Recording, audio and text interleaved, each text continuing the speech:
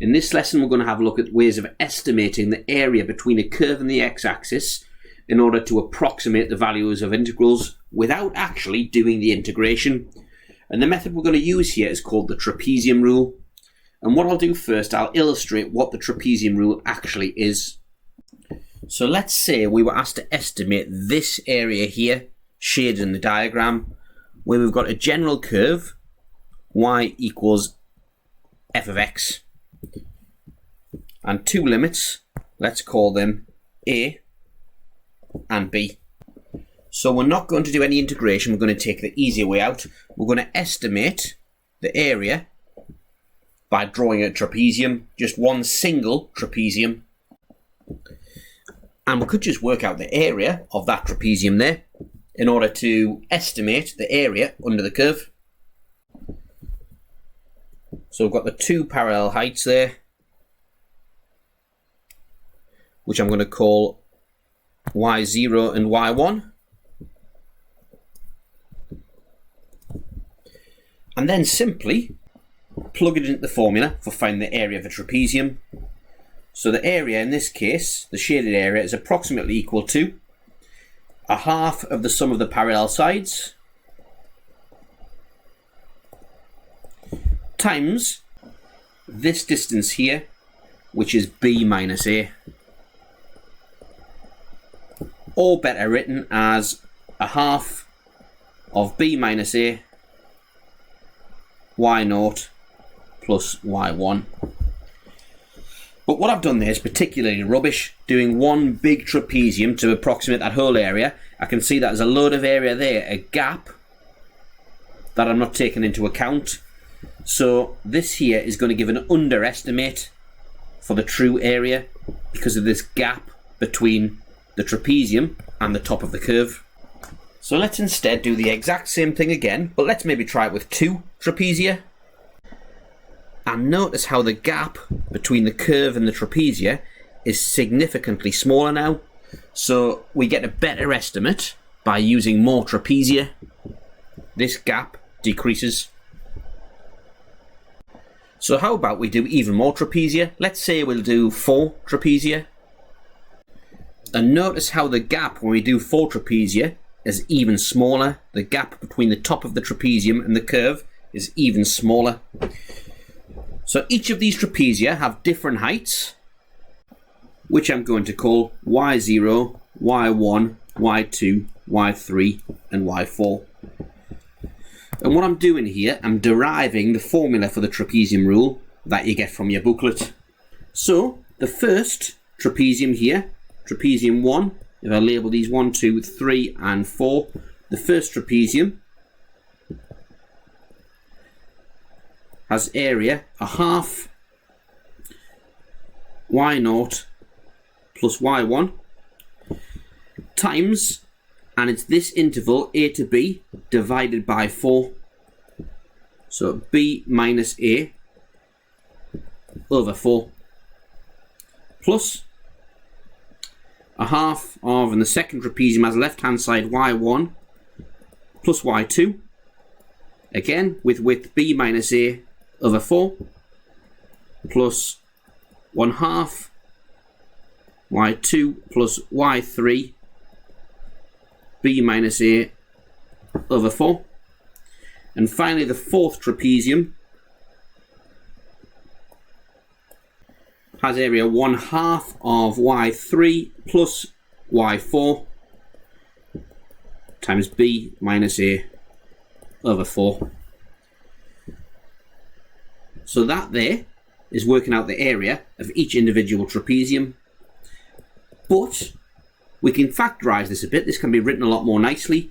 Each of those has a factor of 1/2 and a factor of b minus a over 4. So the first trapezium, if we take out the factor of 1/2 b minus a over 4, just simply becomes y0 plus y1. Then there's plus y1 plus y2 for the second trapezium, for the third plus y2 plus y3, and for the fourth plus y3 plus y4. Just like that there. Equals a half b minus a over 4 of, well, some of these are mentioned twice and some of them only once.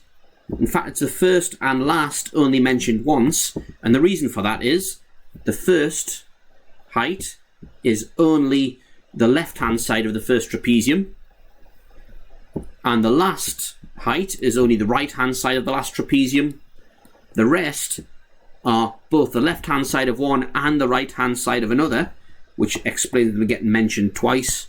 So it becomes the first plus the last plus 2 lots of the sum of the rest.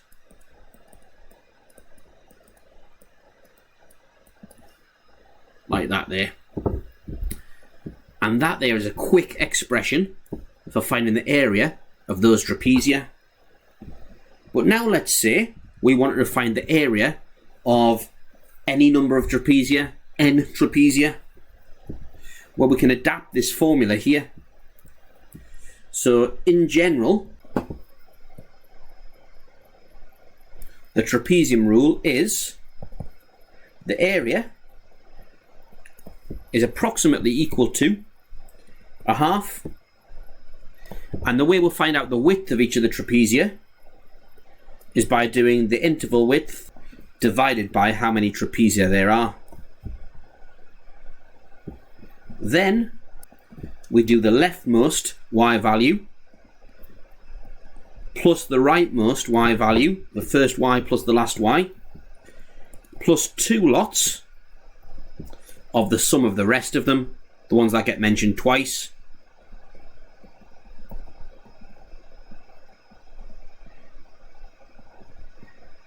And that explains why the trapezium rule takes the form that it does in the formula booklet, which we've got there.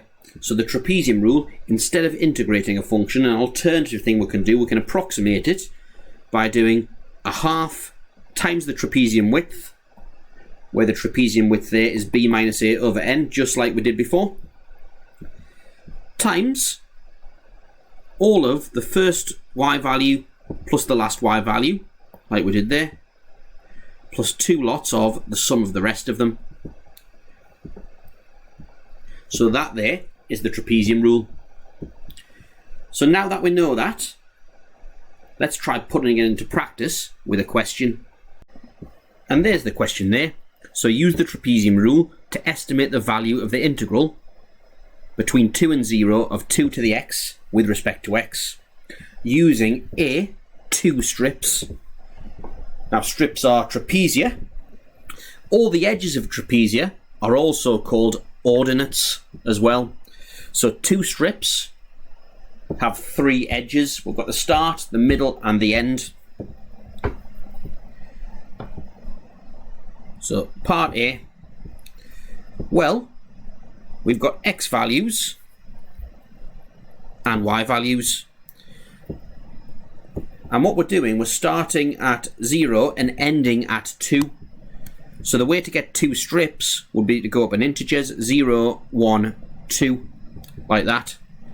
So that's 3 ordinates, which would give 2 trapezia, because 2 trapezia are defined by 3 edges, like that.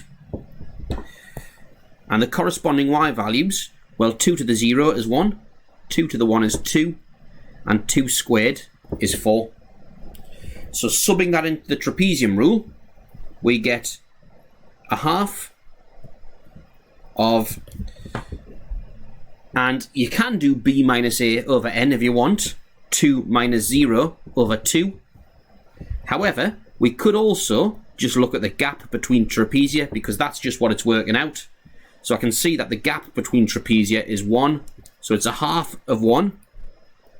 First plus last, 1 plus 4, first y plus last y, plus 2 lots of the sum of the rest that we haven't yet used,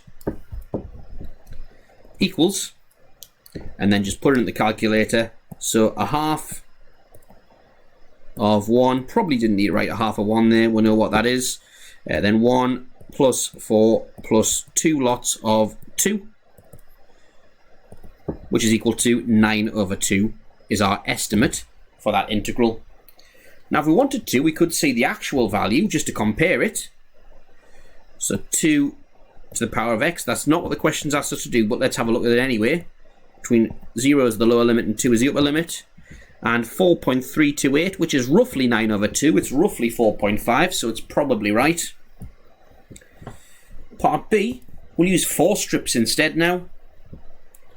And the way we can get 4 strips is by going up with 0.5s. 0, 0.5, 1, 1.5, and 2. Or I could have found out that was 0.5 rather than just using intuition by doing b minus a over the number of trapezia. 2 minus 0 over 4, which is also a half. 0.5, that tells me to go up in 0.5s.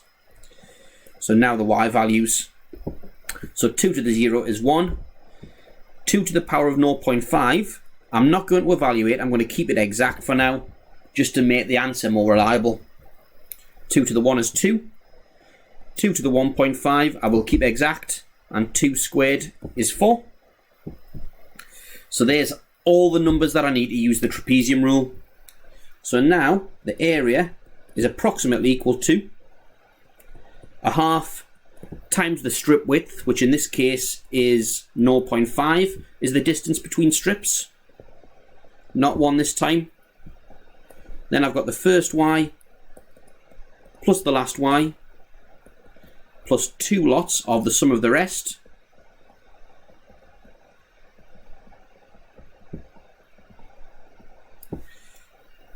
Which is equal to, and let's put that in the calculator now. So 1/2 times 0.5 times 1 plus 4 plus 2 lots of the rest of them. So 2 to the 0.5 plus 2 plus 2 to the power of 1.5 equals 4.371, which is a lot closer to the exact integral we got before, which was 4.328.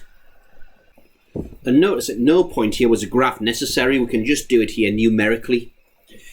So let's have a look at part C now. So part C, a graph is going to be necessary because it says, by considering the shape of the curve y equals 2 to the x, state whether your answer to A and B are overestimates or underestimates. Well, let's have a look at the curve y equals 2 to the power of x. Just a rough shape. We'll freehand it. And it looks like that there. Well, I can see that if I were to do a trapezium under this curve,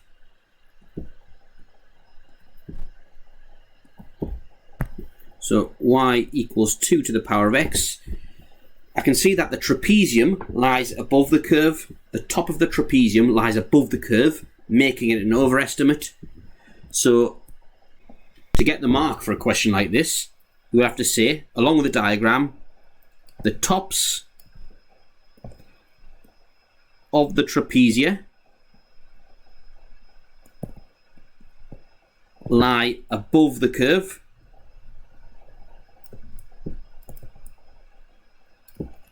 Therefore, an overestimate. The tops of the trapezia lie above the curve, therefore an overestimate. If the curve was differently shaped, if for example the curve was shaped like that, then a diagram would show that it's an underestimate because the tops of the trapezia lie below the curve. So that would be a different shaped curve, could give a different answer. It won't always be an overestimate. This instance here, it could be an underestimate. Then part D, that asked us, state how you would improve your estimates from A and B. Well, simply use more stroke thinner trapezia. And that there is the trapezium rule. Everything you need to know. Have a go at the questions.